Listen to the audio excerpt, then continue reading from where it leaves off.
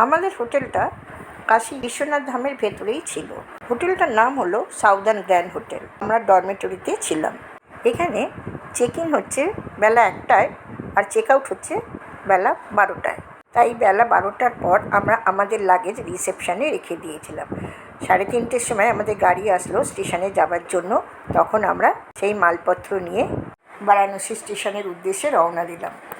বারাণসী স্টেশনে এসে শুনলাম গোরখপুর শালিমার ট্রেনটা 4 ঘন্টা লেটে আসছে, যেটা সন্ধ্যে 5:55 আসার কথা, অর্থাৎ সেটা 10টার সময় আসছে। তাই জন্যে আমরা বারাণসী প্রিমিয়াম লাউঞ্জে আমরা রেস্ট নেবার জন্য বসলাম। কিন্তু ট্রেনটা এলো রাত 12টার সময়। এখন আমরা ট্রেনে উঠেছি। ট্রেনে উঠে যে যার মতো আমরা শুয়ে পড়েছিলাম, কারণ রাত্রির 12টা বেজে গেছে। পরের দিন সকালবেলা উঠে কিন্তু আমরা একটুও চা পেলাম না, কারণ ট্রেনের প্যান্ট্রিকার বন্ধ।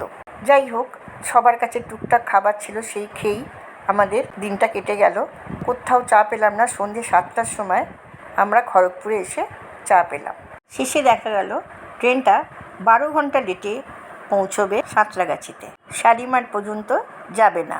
12 ঘন্টা লেট করেছে, কিন্তু আমরা বন্ধুরা মিলে এত গল্প মজা করছিলাম, আমাদের আস্তে আস্তে 12 ঘন্টা কীভাবে কেটে গেল জানি না।